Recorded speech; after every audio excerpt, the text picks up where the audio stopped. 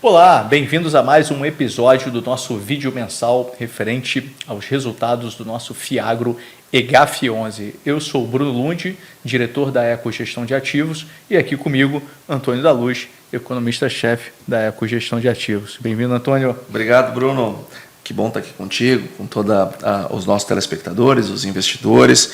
E, Bruno, terminamos o ano, então, estamos em janeiro, gravando o relatório que diz respeito a dezembro, que foi pago em janeiro os dividendos, e, para variar, zero problema. Problema. Encerramos o ano de 2024 com nenhum problema, bem como você estava trazendo desde o início do processo e vinha dizendo, olha, não temos problema, e de fato viramos o ano sem nenhum problema.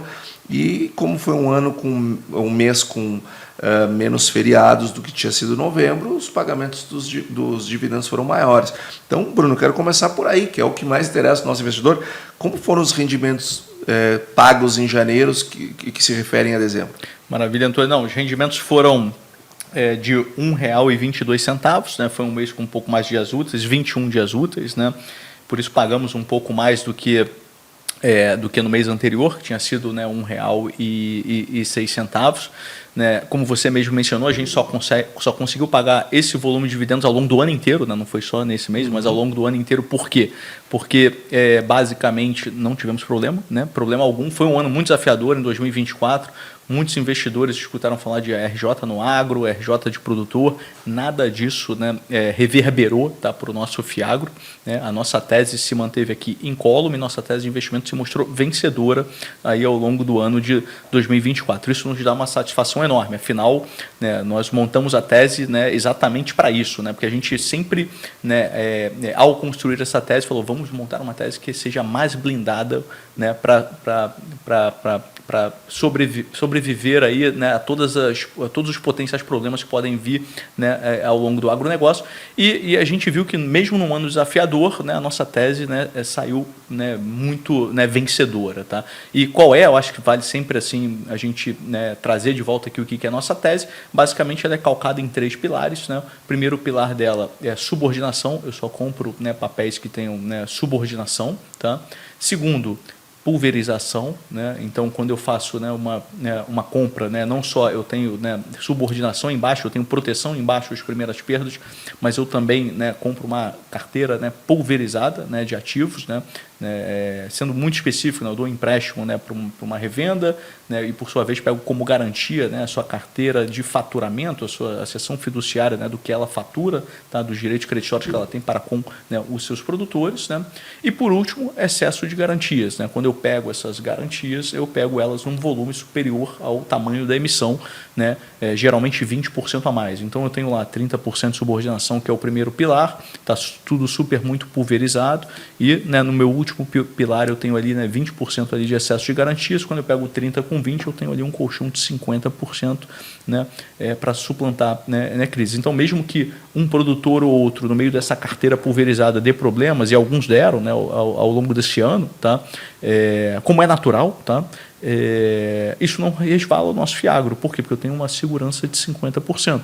Eu tenho ali vários produtores pulverizados, né, debaixo dos CRAs ali, que eu tenho ali, né, investido, e mesmo que 1, 2, 3, 10 deles deem problema, né, como deram esse ano, né, isso não resvala, né, no nosso investimento. Tá? Então, essa foi uma tese que a gente montou, e escolhendo também e privilegiando o setor ali de cadeia de insumos, que é um setor que a gente julga, né, um dos setores, né, bem defensivos ali do agronegócio. Né? Cadeia de insumos majoritariamente revendos, ela está entre a indústria, que geralmente é uma gigante do agronegócio, e entre o produtor dependendo, né, da revenda, né, para plantar, e do outro lado a indústria dependendo da revenda para chegar no produtor, né, para conseguir, né, ter a conectividade, né, nesse país continental que é o Brasil e chegar, né, no produtor. Então a gente acha que essa tese, né, esse segmento é um segmento muito bom de operar, quando bem operado, né, e essa nossa tese, né, de subordinação, pulverização e excesso de garantias, né, se mostrou bastante vencedora aí no ano de 2024. E é por isso que a gente conseguiu,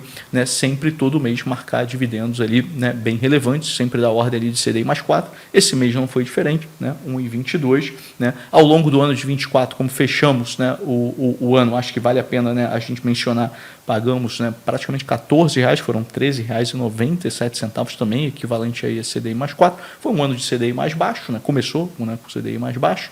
Né, a tendência era que o CDI, inclusive, continuasse caindo para esse ano, né, quando a gente estava até outubro, né, início de novembro, ainda era uma tendência de queda, né, de CDI para esse ano, né, CDI ia chegar a 10, 9 esse ano, né, mas tivemos uma repivotada, né, já falamos isso em vídeos anteriores por conta de fiscal, e hoje o CDI estamos falando de 15 e 16, né, no Focus 15, né, para o fim do ano, mas já tem casas aí falando em 16, e a nossa tese também é blindada para isso, porque nós só compramos papéis pós-fixados, né, em CDI+, então o CDI dando essa volta por cima é mais rentabilidade, né, absoluta aí para você. Então espere, né, dividendos aí, né, bem generosos, né, no ano que vem, por conta, né, da base que está subindo, né, dessa gravidade que está subindo, que é o CDI, que vai estar mais alto, né, no ano que vem. Então, né, dezembro foi um mês muito bom, ano de 24, um ano muito bom também, né, passamos, né, por, né, enchente no Rio Grande do Sul, quebra de safra no Centro-Oeste, e nada disso, né, afetou a nossa tese. Estamos vendo o nosso FIAGRO, né, no secundário, né, a gente vai falar um pouco disso, né, mais para frente, um pouco amassado, né, mas é efeito manada, né, não tem nenhum problema. Adimplência de 100%. Aliás, Bruno, sobre a questão da adimplência, você mais de uma vez falou e nos ensinou aqui, não só para mim, mas também para os investidores, sobre a tese, né? E a tese que foi construída, para a gente pagar mensalmente o dividendo, a gente não recebe todo mês. Todo mês entra dinheiro, mas tem alguns momentos que são nevrálgicos para a carteira. Sim, sem dúvida. Junho é um mês nevrálgico, e dezembro é outro mês nevrálgico. Eu quero te perguntar, e nós falamos isso na nossa reunião anterior com os nossos investidores, nós estávamos com ali o dinheiro, já estava no line-up. Eu pergunto, recebemos o que tínhamos para receber em dezembro? Porque o que receber em dezembro tem impacto nos dividendos dos próximos meses. Recebemos. Então eu quero saber assim, tivemos algum problema em dezembro? Nenhum problema em dezembro, recebemos tudo de acordo com o que era esperado, tá? Então 100% tá, de recebimento em dezembro. Realmente foi um mês de bastante recebimento, foram 23 eventos, tá? 23 eventos, eu tenho, né, 31 papéis na carteira, 23 eventos, ou seja, 23 papéis ali, né, pagando ali em dezembro, e 20 milhões de reais recebidos, né, sem nenhum problema. A expectativa era 20 milhões de reais, recebemos os 20 milhões de reais. Então, nenhum problema, né, em dezembro, e dezembro, como você mesmo mencionou, um mês nevrálgico. Junho também era um mês relevante, junho também, né, a gente teve recebimentos ali relevantes, também foram 21 eventos ali que foram pagos ali em junho, em torno de 18, 19 milhões de reais, né? Então, esses meses são os meses de maior concentração em que o fundo recebe caixa, tá? E aí, entre esses meses, né, a gente tem caixa chegando? Tem caixa chegando, mas a gente faz aqui aquela gestão de caixa para conseguir pagar o dividendo para você, né, investidor. Eu tenho que guardar um pouco de caixa para eu conseguir, entre os meses de junho e os meses de dezembro, conseguir pagar o dividendo aí para vocês, investidores. Né? E o mesmo vale para dezembro a junho. E o mesmo vale para dezembro a junho, sem sombra de dúvida. Então, assim, dezembro foi um mês de volume grande de pagamentos e problema zero. Tivemos zero de problema, como já mencionei. Então, nós podemos projetar que o risco de não pagar dividendo é zero também, porque nós já estamos com dinheiro dentro de casa. Sim, já estamos com dinheiro dentro de casa. A gente já tem reservado, né, esse dinheiro, né, dentro de casa. Tá? Então, com isso, né, como que a gente faz? Né? No início do ano, a gente sempre faz, né, o ALM, assim que a gente recebe agora em dezembro, o que a gente faz? Deixa eu ver o quanto que eu preciso para chegar até junho, que é a grande rodada de pagamento novamente. Eu preciso garantir o pagamento de janeiro, preciso garantir o pagamento de fevereiro, preciso garantir o pagamento de março, abril, maio, inclusive junho, porque eu recebo no final de junho, né? Então não no início de junho. Então eu preciso garantir essas rodadas de pagamento. Então a gente faz esse ALM, vê o quanto que a gente precisa e guarda. É óbvio que eu tenho recebimentos no meio do caminho, então eu pego, eu tenho que guardar de caixa hoje, né? O caixa é suficiente para que com os recebimentos que eu tenho, né, ao longo do ano, né, eu consigo, ao longo do ano e ao longo dos meses, né, entre, né, o mês de dezembro e entre o mês de junho, né, o caixa que eu tenho hoje, mais os recebimentos que eu vou ter, menos todas as despesas que eu vou ter que pagar ao longo do tempo, né, isso tem que ser suficiente para conseguir pagar o volume de dividendos que a gente, né, almeja pagar para vocês, que é o nosso objetivo aqui de CDI mais 4. Então, sim, né, em dezembro agora, logo que a gente recebeu, né, esses recursos, o que a gente fez? Separou o que era necessário para chegar até junho, já está separado, né, esse recurso aqui dentro do fundo, vamos fazer a melhor gestão de caixa possível, né, para garantir agora, né, que esse dinheiro é bem alocado, tá? E uma vez separado, né, o que sobra, eu eventualmente faço algumas aquisições, né, de papel. Né? Sobrou muito pouco, né, na verdade, porque eu preciso desse volume, né, para conseguir chegar até junho, mas como a gente vai ver ali em ações de gestão, né, a gente teve alguns movimentos ali de compra de papel, e eu vou falar isso um pouquinho aqui para o nosso... E o mercado secundário amassando, inclusive, o EGAF no efeito manada, e nós com o dinheiro já para pagar os próximos meses de dividendos. Exatamente, é isso aí. Não faz muito sentido, né? Não faz muito sentido. A gente continua vendo esse efeito manada, né? A cota, né, basicamente fechou, né, o mês de dezembro em 86,80, tá? Então, né, fechou um pouquinho, desculpa, 84,80, tá? Não foi 86,80, 84,80, então fechou um pouquinho amassado contra um contábil de 98,55, né? Então eu sempre falo aqui para vocês, olha o contábil, porque é lá que está a saúde financeira do fundo. Então, assim, se eu tivesse algum problema dentro do fundo, esse contábil não estaria 98, estaria 90, estaria 80. Então ele está 98,55, né? Muito próximo ali do IPO que foi 100. Ele só não está 100 porque no IPO você tem alguns custos flats ali que você tem que pagar ali para distribuir o papel, né? E aí isso faz com que a cota caia e ela fica, né, com esse nível mais baixo do que 100 ali, basicamente quase que eternamente. Né? Mas a gente não teve papel mas não tivemos nenhum papel, não tivemos nenhum problema, né? Isso é importante, né? Por isso que a nossa, né, cota patrimonial está lá em 98, né, e 55. Porém, né, o secundário, como você bem marcou, vem, né, sendo amassado, ele está 84,80, esse mês caiu novamente, né, inclusive, tá, caiu, né, aproximadamente ali 3%, tá, muito por conta, né, continua ainda um humor ali, né, uma mídia negativa ainda com relação a agro, isso ainda não cedeu, né, e por isso que, né, os fiagros ali continuam amassados. A gente acha que agora, né, com a safra se desenvolvendo, a gente já teve, né, já saíram algumas notícias positivas com relação ao plantio, com relação ao desenvolvimento de safra, o plantio foi muito bom, o desenvolvimento está sendo muito bom, né, o clima está cooperando fortemente, né, até agora, nenhuma região precisou replantar, o que é algo ruim para o agro, né, então, assim, o agro tem ido muito bem, tem se desenvolvido muito bem, a gente, né, no fim de janeiro agora já começam as primeiras colheitas, né, principalmente ali de soja, então a gente já vai começar a ver, né, alguns resultados acontecendo, notícias positivas chegando, e a gente imagina que esse efeito manada, né, deva, né, arrefecer, é o que a gente imagina. É óbvio que é algo que a gente não controla, né, depende obviamente do consenso de mercado, do consenso dos investidores, analistas, assessores, né, casos de indicação, né, e etc. Mas a gente imagina que, né, voltando às notícias positivas que vão voltar, tá, isso se arrefeça. Tá? A indústria da RJ também deu para trás, né? Muitos produtores se conscientizando e entendendo que ela é um instrumento legítimo, sim, ela é possível de fazer, sim, ela é legal, sim, mas ela estava sendo oferecida por muitas pessoas como uma solução milagrosa e muita gente embarcou nessas teses e hoje está vendo que a coisa é bem diferente do que foi vendido. Né? Então, isso está tendo um retrocesso também muito grande e à medida que vai acontecendo, vai melhorando. Bruno, e a performance, Bruno? Exato. Como eu mencionei aqui, né, dezembro foi um mês de queda no secundário, porém de crescimento no contábil, né? Isso eu acho que é importante. Então, caímos de 3,12 de novo, feito manada. Nosso fiaco sem nenhum problema, pelo contrário, mas ainda está tendo essa pressão vendedora, o que fez com que em dezembro, né, a gente tivesse, né, uma rentabilidade negativa no secundário, isso é importante, de 3,12, tá, contra um CDI ali de 0,93. Tá? Isso foi um fenômeno ao longo do ano inteiro, de 2024, né? Então vale mencionar que também ainda no secundário, não no contábil, vai muito bem, obrigado, como eu já vou falar. Então, contábil é onde diz se o fundo está bem ou está mal, e nosso fundo está muito bem, né? Como eu já vou falar. A rentabilidade foi muito boa no contábil, porém, né, no secundário, né, a gente fechou esse mês com essa queda de 3, e ao longo do ano de 2024 a gente fechou no 0 a 0. Tá? Basicamente, ao longo do ano a gente caiu 0,83, tá? Contra um CDI de 10,88. De novo, isso no secundário. Tá?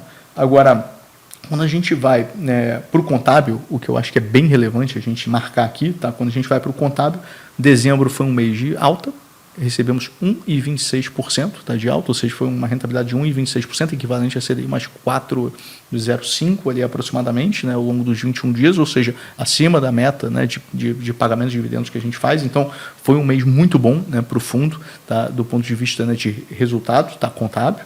Tá? Quando a gente olha no ano, né, eu falei, o ano ficou no 0 a 0 para o, né, pro secundário, mas quando a gente olha no ano, o contábil gerou de resultado para o fundo 14,95%. 14,95% está no ano, né, no contábil. Então você vê um contábil que vai muito bem, ou seja, que é onde está o fundamento do fundo, né, gerando uma rentabilidade de 14,95% no ano, ao passo que quando você olha o secundário, menos 0,83% por conta de efeito manada, porque o fundo está zero problema, zero inadimplência, né, isso é bem importante marcar. Então, o ano foi muito bom para o contábil, né? O ano foi muito bom para o fundo, do ponto de vista de adimplência, porém, por conta desse efeito manada, né, a gente está vendo esse secundário do nosso fundo sofrer sem fundamento. Né? Isso é importante marcar aqui, sem fundamento. Né? Muito baseado em dados agregados, em influências falando sobre agro, em casas dando call de saída. Muitas casas, inclusive no passado, eram call de saída do agro para ir para o imobiliário, e agora... agora tem que tirar a carteira, né? Tem que tirar a carteira. E agora juros voltando, né? As carteiras de imobiliário todas, né? Indo para baixo, porque subida de juros é deletério ali para o mercado, né? Imobiliário. Né? Deram call porque os juros ia cair para 10, só que pivotou, voltou agora para 15, 16, expectativa do ano que vem. Então, quem deu call para ir para o imobiliário, agora está dando call para ir para outro setor, você está pedindo para você gerar carteira de novo. Né? E a gente aqui falando, ó, nosso agro vai muito bem, obrigado. A gente montou uma tese vencedora, uma tese com mitigação de risco, e ela se mostrou vencedora ao longo desse ano, porém, ela foi amassada por efeito manada no secundário, mas no contábil, que é onde tem o fundamento do fundo, ela foi muito bem. Rendeu 14,95. E nós pagamos, né, Bruno, o CDI mais 4 sobre o contábil. Sobre o contábil, isso é importante. Eu sei que o nosso investidor já sabe, mas não custa reforçar. Exato. A gente paga CDI mais 4 sobre o contábil, que é 98,55. Ou seja, se você comprou a R$85, próximo do fechamento, tá ganhando, tá tendo a oportunidade de comprar uma coisa que vale 98,50 porque paga rendimento sobre 98,55, está comprando por 85, ou seja, é uma oportunidade. Exatamente, ou seja, o rendimento que você vai ter não vai ser equivalente a CDI mais 4, vai ser equivalente a CDI mais 6, aproximadamente 6,5, dependendo do preço que você comprou, até CDI mais 7, né? Chegou a preços de CDI mais 7 para quem comprou ele um pouquinho mais deprimido, né, ao longo do ano. Então, isso é bem relevante. Como a gente paga sobre o contábil, se você comprar o preço depreciado, significa que você está recebendo mais do que o CDI mais 4, porque o CDI mais 4 que eu coloco aqui é sobre o contábil. Tá? Então, isso é muito bem lembrado, Antônio, e vale a pena a gente sempre marcar aqui, né, para os nossos, né, investidores. Né? A outra métrica que eu gosto de falar, que também é sobre o resultado por cota. Tá? Então, em termos percentuais, a gente falou 14,95%, né, no ano. Quando a gente vai para o resultado por cota, né, a gente está falando de 13,69%. Né?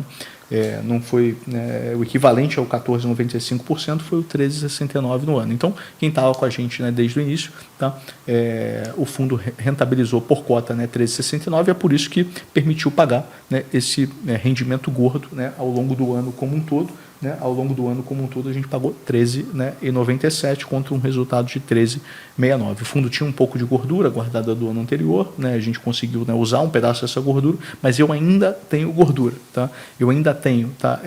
No fundo, né, eu ainda tenho 43 centavos de resultado retido, né, para a gente distribuir, exatamente, né, para quando a gente tiver, né, meses assim um pouco de resultado um pouco menor, a gente consegue compensar, né, e trazer esse resultado para você, e meses de resultado maior a gente retém o resultado para conseguir fazer essa renda, né, mensal para você, né, na nossa meta ali do CDI mais 4. Tá? Então, de novo, acho que vale a pena mencionar, o secundário não foi bem, né, esse mês, mas o contábil foi muito bem. Né? O fundamento está muito bom do fundo, e não só nesse mês, ao longo do ano todo. O ano todo foi muito bom para o fundo, tá? Ao passo que o secundário sofreu com efeito manada, Antônio. E, Bruno, só que esses resultados bons que nós temos tido, eles não são ao acaso, eles são resultante de atos de gestão. Quais foram as ações de gestão que nós tivemos em dezembro? Basicamente em dezembro, né, como mencionei, boa parte do volume que a gente recebeu a gente tem que segurar para fazer frente aos pagamentos até junho, né, que é a grande rodada de pagamento, né, futura, tá, do ano seguinte, né, do ano de 2025. Tá? O que a gente fez? Basicamente foram algumas oportunidades que a gente teve de venda no secundário aqui. Tá? Então, a gente vendeu o Tobasa, R$400 mil, vendemos Casa do Café, 1 milhão e 200, vendemos Café Brasil, R$350 mil. Foram vendas pequenas, mas sempre que a gente tem a oportunidade, né, de vender no secundário com alguma compressão de taxa, trazer um resultado para o investidor, a gente sempre faz, porque eu tenho muito papel aqui. Né? Então, esse mês eu vendi, né? Mas logo no início de janeiro a gente já fez uma compra de um papel dentro desse fundo. Tá? Então, eu terminei o mês, né, vendido, mas já engatilhando uma compra de um papel em janeiro, né, com o resultado dessas vendas que eu fiz. Então, vendi com compressão de taxa, trazendo resultado para o investidor, e vou comprar um papel, né, que vai, né, continuar trazendo, né, o mesmo nível de resultado que vem trazendo, né, para o fundo. Tá? Então, basicamente, essa foi a ação de gestão. Com isso, né, como não teve papel novo, a gente continua com 31 ativos, a gente continua presente em 14 estados, né, mais de 13 culturas, né, operadas, né, pelas revendas que fazem parte, né, do fundo, majoritariamente em soja, 40% em soja, 20% em milho, tá, e 8% café, as 3 principais produções aqui do Brasil. Tá?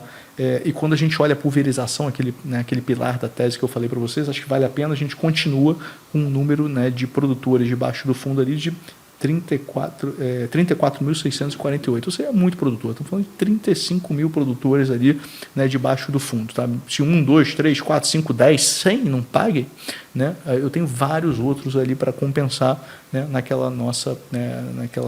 naqueles nossos 3 pilares, como eu mencionei, né, subordinação, pulverização e excesso de garantias. Por isso que a nossa tese se mostrou vencedora ao longo desse ano, né, e mitigou, né, os grandes riscos do agronegócio, que foi quebra de um produtor aqui, quebra de um produtor acolá.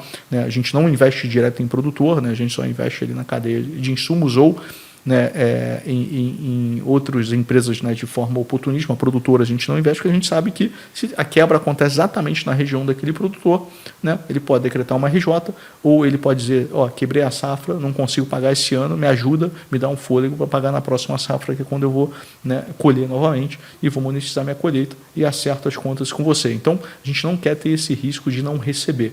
Né? Mesmo que o produtor seja bom, existe esse risco de não receber e ele pedir para empurrar para a próxima safra. Por isso que a gente não gosta de operar produtor no EGAF. Em outros fundos nossos a gente opera, mas no EGAF, né, para você investidor de varejo, a gente não quer correr o risco de não receber, tá, os juros, né, dos nossos papéis, o que tem quando você opera com o produtor. Né?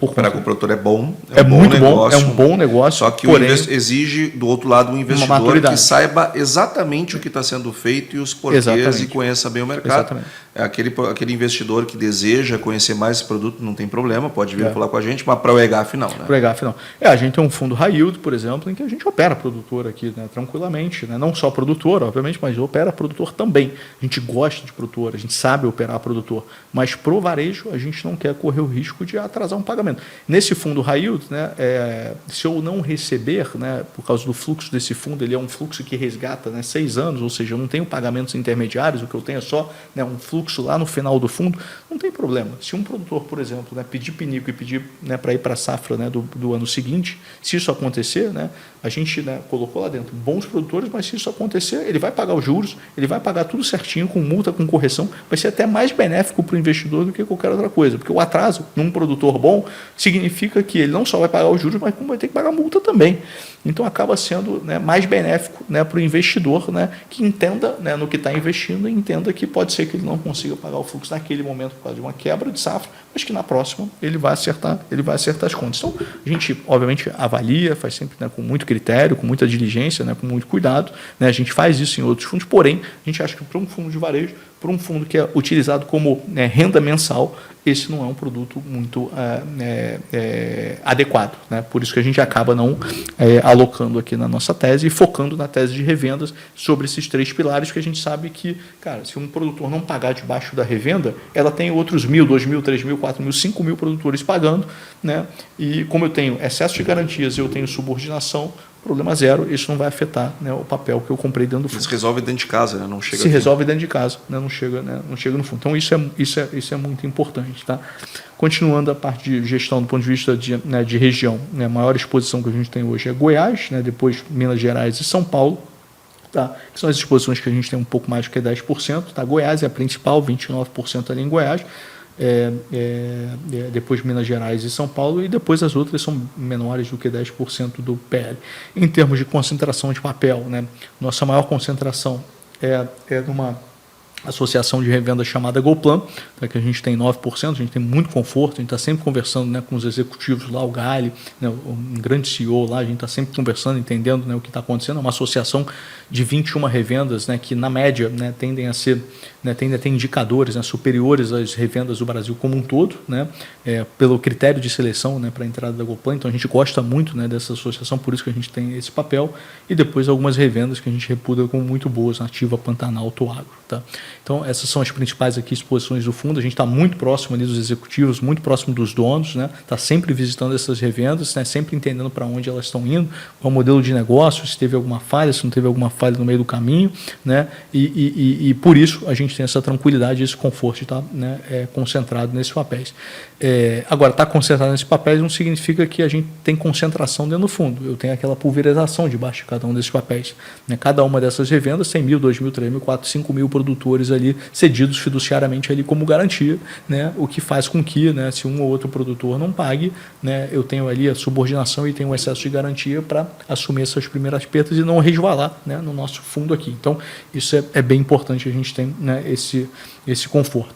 Quando você olha, né, o fundo, só para terminar a parte de gestão aqui, né, 87% dos papéis tem cota sênior, na média ali com 30% de subordinação, e eu tenho 13% de papéis em cota única, que são aquelas teses oportunísticas que eu já mencionei, né, aqui para vocês. Uma tese verde, né, ou uma tese, né, no setor de armazenagem, como eu já mencionei aqui da Supply, tá, que são teses que a gente reputa como muito seguras, né, e que tem um nível de rentabilidade interessante, por isso que a gente acaba, né, trazendo aqui para dentro do fundo também. Tá? Essa tese de armazenagem, só relembrando, tem por trás um contrato de take or pay com a Syngenta, que é uma baita empresa que vende defensivos e sementes, né? Que tem, né, sede na Suíça, né, empresa global, né, um baita de um balanço aqui no Brasil. Então eu tenho um contrato de take or pay, né, da Supply, que a Syngenta paga ou paga. Né? Usando ou não usando, né, a armazenagem da Supply, ela paga, né, ela tem a obrigação de pagar o contrato. Né? Então acaba sendo, né, quase um risco Syngenta, né, trazer essa operação para dentro do fundo. Então essas são as oportunidades que a gente traz que não estão no segmento cadeia de insumos. Tá? Então são essas teses oportunísticas que a gente vê muita segurança e uma yield, né, atrativa. Bom, com isso, né, com essas ações, né, basicamente, né, a gente, né, fecha o fundo ali com 308 milhões de PL, né? O fundo não cresce, o nosso fundo ele é fechado, a não ser que eu faça novas ofertas, né? Então, né, sua compra e sua venda no secundário não gera, né, um crescimento de patrimônio no fundo, né? O que gera basicamente um cara está vendendo, outro cara está comprando, né? O patrimônio do fundo permanece o mesmo, então continua ali com os meus 308 milhões de reais ali de PL. Né? Meu caixa hoje que eu tenho, né, no fundo, tá? Fechamento de dezembro, tá? E hoje já está um pouco mais baixo, que eu paguei algumas despesas, mas 24 milhões de reais, né? E todo o resto está investido, né, em CRAs aqui para rentabilizar o fundo. Lembrando que a gente já falou antes, só para fechar aqui, esse foi um mês muito intenso, né, no recebimento, né, de juros dos ativos. Tivemos 23 eventos em 22 ativos, né, que representaram, que os ativos juntos, né, representam, né, 73% do PL, ou seja, basicamente 3/4 do fundo, né, pagou, né, em dezembro, né, agora. Foi o equivalente a R$ 6,39. Aí você fala, pô, Bruno, você recebeu R$ 6,39 e só pagou R$ 1,26? Sim, porque o resto eu seguro para pagar, né, esse mesmo, né, R$ 1,20, R$ 1,10, R$ 1,30, né, ao longo dos próximos meses, né, para você, né, até o próximo grande pagamento, que é em junho, que a gente deve receber um pagamento, né, nessa magnitude. Por exemplo, junho de 2024, a gente recebeu 5,65 por cota. E nos outros meses, como você vê, eu recebo às vezes 30 centavos, 40 centavos, R$1. Muitas vezes não é o suficiente, né, para pagar o rendimento cheio que você recebe todo mês. Por isso que a gente, né, traz aqui para dentro de casa, né, e mantém esse caixa aqui, faz uma gestão de caixa, né, muito eficiente, e com isso a gente consegue, né, manter esse pagamento aí de dividendo para vocês. Né. Não faz sentido você fazer gestão de caixa aí, deixa a gente aqui com a nossa expertise de gestão fazer isso para você e te dar essa renda mensal. Né? É isso que a gente se propôs aqui a fazer no EGAF e que a gente vem conseguindo fazer com bastante sucesso. Então, isso foi o que eu tinha para falar aqui de gestão, de performance do fundo. Queria passar a palavra para você, Antônio, para você falar um pouquinho de agro, falar um pouquinho de macro, né? O fiscal machucando bastante aí o nosso cenário, né, macroeconômico, com Selic, né, almejando ali níveis de 15, 16 aí no final de 25 ainda, né, crescimento ainda de PIB ainda, né, na ordem ali de 2% ali mais ou menos ali na meta, mais cadente em relação, né, ao ano anterior, né, e riscos inflacionários aí à vista por conta desse fiscal, né, o que é bastante preocupante. Então o cenário macro aí é um cenário, né, desafiador aí, eu diria para 2025, porém um cenário agro benigno, né? Sim. Então acho que vale a pena a gente trazer essas duas visões aí para o investidor, se você puder ir para o nosso ouvinte. E lembrando que o macro, o agro, né, lógico que a economia brasileira é super importante para o agro brasileiro, mas diferente dos outros setores, aquilo que o consumidor brasileiro não quer consumir ou não pode consumir por conta de crises econômicas que a gente não para de fazer no Brasil, a gente exporta, né? A gente tem mercado lá fora, tem de rodo, tudo que aumenta o excedente exportável no Brasil a gente exporta, a gente tem mercado lá fora. Isso termina sendo uma certa blindagem para o agro brasileiro, diferente de outros segmentos, que se as coisas não estão bem aqui, a gente aumenta a exportação. Estão bem aqui, a gente mantém mais produto no mercado interno, mas a gente tem essa válvula, coisa que outros setores não têm. Agora, Bruno, a gente tem que ficar atento também aos Estados Unidos. Estados Unidos que voltou a ter inflação, lá o CPI fechou 2,9%, a meta é 2%, faz 3 meses consecutivos que a inflação lá está subindo, mercado de trabalho aquecendo de novo, payroll bem acima das expectativas, os pedidos iniciais de seguro-desemprego vindo para baixo. Então, Bruno, aquela redução de juros lá nos Estados Unidos, se já não parou na última reunião, está muito próxima de parar. Isso tem efeitos na nossa taxa de câmbio, isso tem efeitos na nossa taxa de juros. Então, o que está acontecendo lá nos Estados Unidos é algo que a gente está observando. Aliás, quero convidar todos os nossos investidores a nos acompanhar lá no nosso Panorama Macro e Agro, que nós fazemos todas as semanas lá no nosso podcast, que sai no seu agregador de podcasts preferidos. Todas as segundas-feiras, 6 horas da manhã, já está lá. E estamos olhando também para a China, com especial atenção, a China que está vivendo essa espiral deflacionária, a China que não estimula a demanda, né? Estimula a oferta, e ao estimular a oferta para gerar o crescimento econômico, eles terminam fazendo mais produto, que gera mais espiral deflacionária lá e exige que eles exportem mais. Só que eles estão inundando o mundo com produtos mais baratos e subsidiados, e o mundo não está querendo mais isso, né? E o Trump, ele é só a parte mais eloquente, a mais histriônica, mas o próprio Brasil aumentou impostos de importação de carros elétricos, por exemplo. Então, a zona do euro já anunciou também. Ou seja, deve haver em 2025 uma certa proteção do mundo contra essas medidas que o governo chinês está tomando para estimular a oferta, e isto pode causar inflação nos Estados Unidos, inflação na zona do euro, inflação no próprio Brasil, se bem que o Brasil já tem a sua própria inflação, né? Então é algo que a gente também tem que ficar bastante atento neste ano. E olhando para o Brasil, Bruno, nós estamos aí que o PCA fechou 4,83, lembrando, né, a nossa meta é 3%. No Brasil a gente dá 50% de margem, é como se para passar de ano tem que tirar 7, mas se tirar 13,5 está valendo, né? E a gente faz a mesma coisa, até 4,5 está tudo bem. Pô, foi 4,83. Estouramos o teto da meta, só que quando a gente olha para o IPP, o índice de preços ao produtor, de novembro, nem fechou dezembro ainda, já está acima de 7. Ou seja, vai ter repasse de inflação do atacado para o varejo. Quando a gente olha IGPM, IGPDI, acima de 6 e subindo com força, se beneficiando em 12 meses do período de deflação, ou seja, tem muita inflação de GPM e GPDI para vir por aí. Com uma taxa de câmbio alta, a gente imagina que vai ter uma pressão do IPCA forte. Então, uma Selic de 15 parece ser piso. Só que, como você mesmo fez a conta, né? Pô, no secundário, quando ele tem estado alto o preço do EGAF, nós estamos pagando aí, o cara que está comprando agora está pagando DI mais 6. Pô, DI mais 6 com DI de 15, nós estamos falando de 21%. líquido de imposto de renda. Ilegal, né? E absolutamente ilegal. O que traz melhor do que isso? Tem que ser bem avaliado. Então, o fiscal, sim, segue gerando problemas. Estamos aguardando respostas do governo para gerar esse equilíbrio fiscal. Tem caminhos para se fazer isso, mas parece que o governo não só dobra a aposta e as coisas não vão bem. E para finalizar, eu quero falar de agro, Bruno, e eu quero trazer primeiro o relatório da Conab, 322 milhões de toneladas, o quarto relatório, que foi divulgado já em janeiro, 2 dias antes de nós estarmos gravando esse vídeo. Mantém crescimento de mais de 8% da safra em relação ao ano passado, recupera as produções Brasil afora. Quando a gente olha os boletins do INEMET, do Instituto Nacional de Meteorologia, estamos observando chuvas absolutamente adequadas, espalhadas em quase todo o Brasil.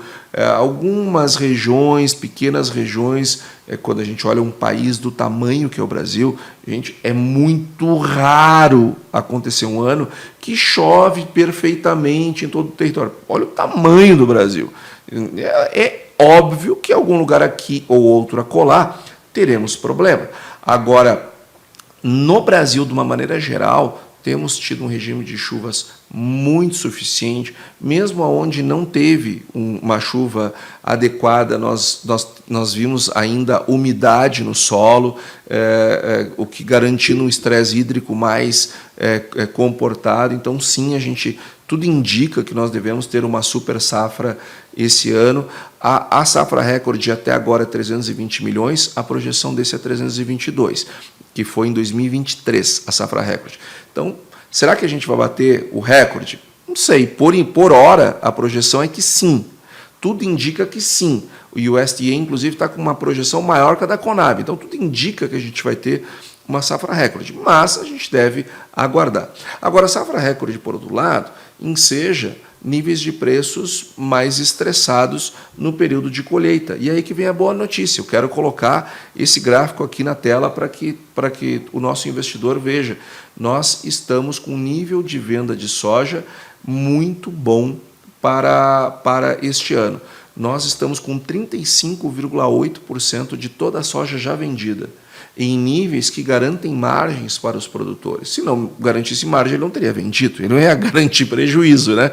Então, nós já estamos com quase 36% de toda a safra vendida. Ou seja, diferente de 24, que o produtor não fez uma boa trava e teve que vender na safra para fazer caixa, este ano isto não deve acontecer com aquela intensidade. Nós estamos com os mesmos níveis da safra 22, ou seja, estamos muito bem vendidos, obrigado. Então, o produtor vai fazer caixa no primeiro semestre, garantindo margem, mesmo que o preço caia, porque ele não vai vender ao preço de mercado, ele vai vender o preço da trava. E hoje nós estamos vendo o preço de soja na casa de R$ 136 nos portos para entregar lá em maio. Então, ou seja, mesmo que tenda a dar uma barrigada logo na colheita, a gente deve ter aí uma boa comercialização, porque os produtores fizeram o seu dever de casa. O mesmo vale para o milho já vai com 97% do milho vendido dessa safra, e para a safra futura, safra 25, já estamos com 21%, o maior nível de venda desde que se começou a fazer esse relatório. Então, os produtores bastante precavidos, bastante bem vendidos, garantindo aí uma comercialização muito boa. O último relatório do USDA trouxe redução da produção de soja nos Estados Unidos e aumento do consumo mundial, diminuindo estoques, o que é ótimo para os preços voltaram a operar acima de $10 o bushel.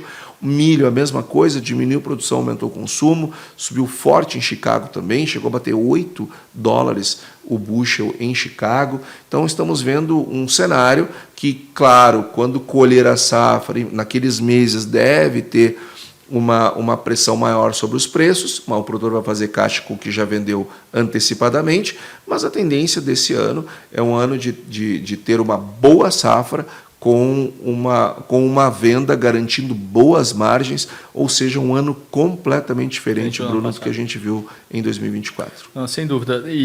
Ou seja, um ano de bom faturamento para o produtor, boas margens, né? E trazendo agora para o mundo de revenda, que é o nosso foco aqui do fundo, né?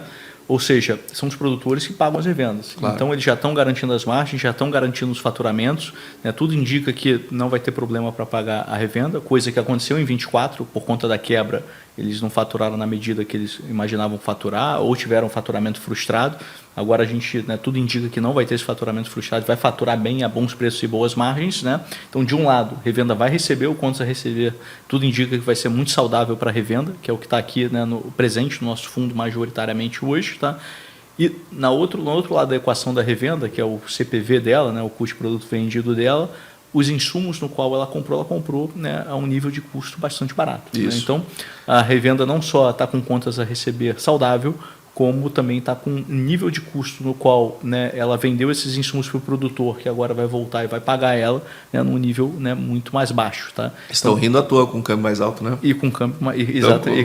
Estoque mais barato e vendendo. Exatamente. Então, com isso, né, ela vai conseguir ter uma margem, né, superior. Então, nossa expectativa para o segmento de revendas em 2025 é uma expectativa, né, muito boa, uma expectativa de recuperação do ano de 2024, né, do contas a receber que ela não recebeu em 24, que vai receber agora em 25, e o contas a receber né, da safra 24 e 25, né, tudo indica que vem muito bem, até porque os produtores já travaram e já anteciparam as suas vendas, né, pelo menos um terço aí da sua produção, né, que já faria com que, com isso, né, esse produtor já conseguisse pagar o custeio, né, lembrando que sempre o produtor prioriza a revenda na hora de pagar suas contas. Então, a revenda, né, quem que eu tenho que pagar para mim? A revenda, porque sem ela eu não faturo, né, no ano, né, seguinte. Então, parece ser um ano, né, muito positivo, né, para o segmento de revendas, que é o segmento que o nosso, né, fundo, né, atua. Né? Então, queria só mencionar isso aí antes da gente, né, fechar o vídeo. Agradecer. Maravilha. Bom, queria agradecer a tua presença, Antônio, agradecer a presença aqui dos ouvintes, né, dos investidores, dos diletantes aí do agro, né, bom, e até o nosso próximo encontro. Muito obrigado.